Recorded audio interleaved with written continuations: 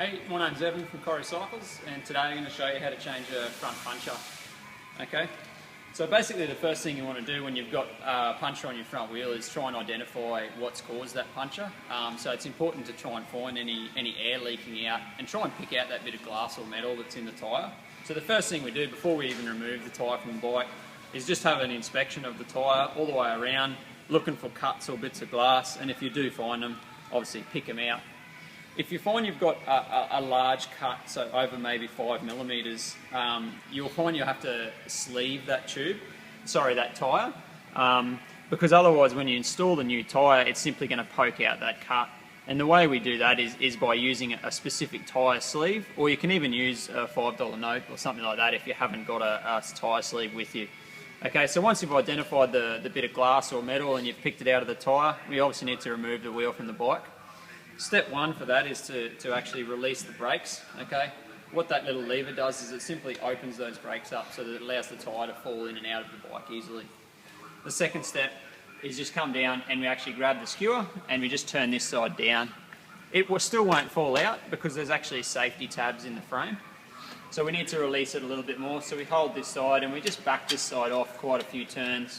Not all the way so the part falls off, but just a few turns off. Then we pick up the front of the bike and just give the front wheel a tap. Okay, put the bike over here for now. And now we've got the wheel out of the bike so we can fix the puncture. So first thing we need to do is remove one side of the tyre. Okay, and for that we're going to use tyre levers today. These ones here are quite good because they've got the spoke hooks on the end, which allow you basically to lever the tyre off and take your hands away.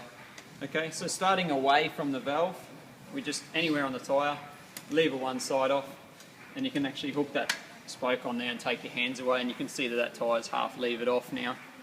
Then around about 100mm away, or 3 inches, lever off the next side.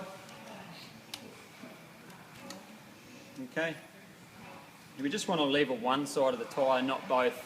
Okay, so we want to leave one side of the tyre on and just lever one side off. Once you've got two on there, grab the second one and we just pull it up towards ourselves all the way around the tyre, and that's got one side of the tyre off. The next step is to pull the tube out. Okay, take the valve cap off because everyone will know you're a newbie if you've got valve caps on your tyres.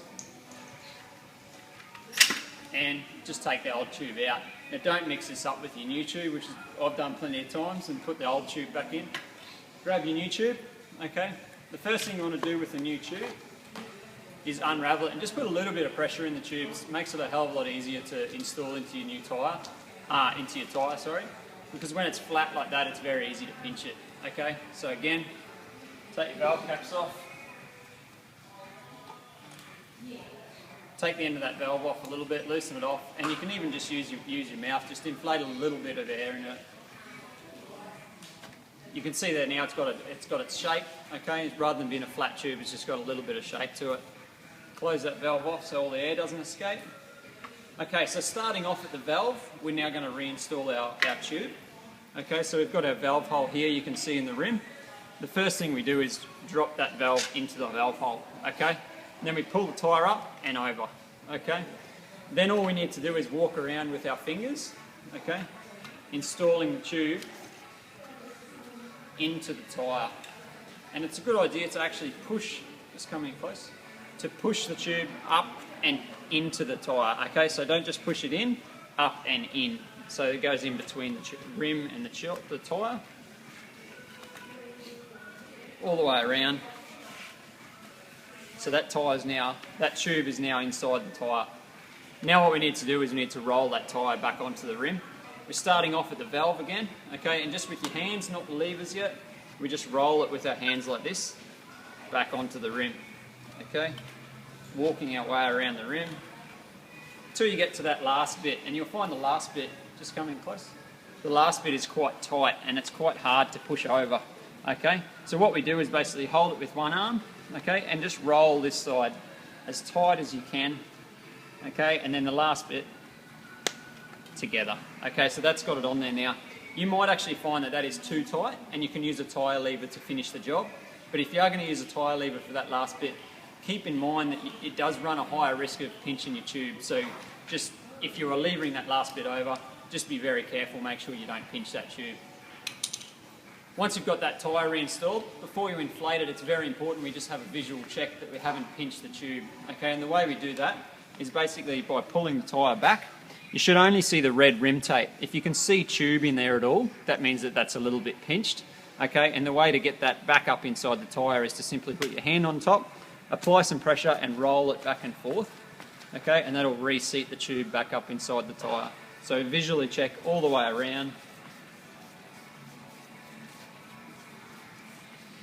And you can see there that you can't see any tubes. That means it's correctly installed. The last thing we do before we inflate the tyre, the tube, is to push that valve up inside, and that just makes sure that the valve itself isn't getting pinched by the tyre. So push it up and just pull it back down again.